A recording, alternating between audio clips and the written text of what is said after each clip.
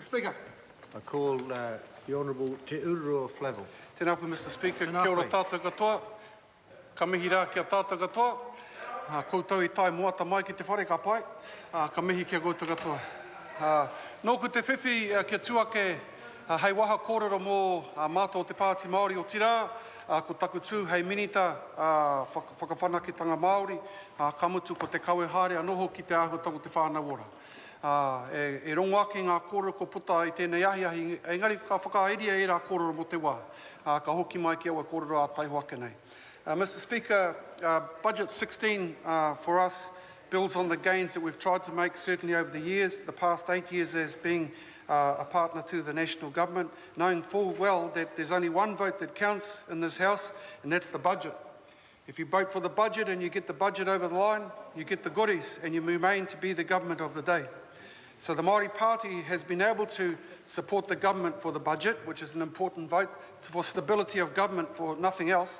But also we've been able to vote against the government sometimes and vote with the government sometimes, just as Labour does, just as New Zealand First does, actually just as everybody does in this House at one point or another.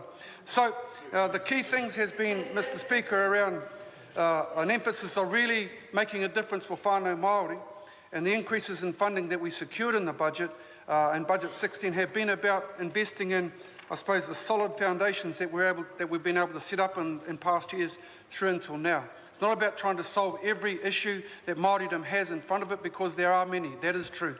It is about, with the resource that Te Puni Kōkiri has and I have as levers at my fingertips, to be able to press the right buttons. And in that regard, we've tried to focus on whānau, whenua as in land, whare as in housing, whakapapa as in cultural revitalisation, and as in whakawhanaketanga, and that is about economic aspirations, economic opportunities, and to take us forward in a complete package. The language of revitalisation in all sorts of ways is so important to us, in particular about the language, and so you'll know, Mr. Chair, that part of the development that we've taken forward is not just about money, but in fact the legislative program, in particular about the Māori Language Bill and Te Ture Whenua Māori. And of course, the Māori Purposes Bill deals with some of those issues. I've been really pleased with the developments that have happened, in particular about the increases in spending across the board. The transfers, for example, from housing to social development have resulted in an extra quarter of $1 billion being allocated to generating outcomes for Māori. So if anybody criticises the Māori Party, I can say, and indeed our ministry, I can say that upwards of $120 million was secured in that last budget. And I can also say that that has been pretty much the level throughout the last 8 years that the Māori Party has been in an association with the government of the day. And then if I ask the question, well, what does everybody else deliver? The unfortunate answer is not a lot. But be that as it may, we've tried to, and that I suppose is why people want to be in the government benches, Mr. Speaker, because when you get there, you're able to make changes to not only legislation, but also to secure some funding. And that, I suppose, is a fundamental difference. Mr. Speaker, there were some issues made from the member from Te Tai Tokerau to Mr. Davis and Kanuita Mihi Kia koe. And he did talk about the whole notion about the Māori housing network. So it's important to note and put on the record that we're able to secure an additional amount of funding for the housing network to actually make some longer-term difference to the housing situations facing many whānau. Does it cover every Māori whānau? No, it doesn't.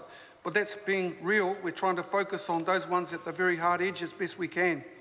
17.6 million per annum is now allocated to the Māori housing network, and increasing the supply of affordable housing, making homes in high needs communities, have them safe, have them warm, and the buildings and building capability amongst our people and the Māori communities such that they are able to move through a housing pipeline.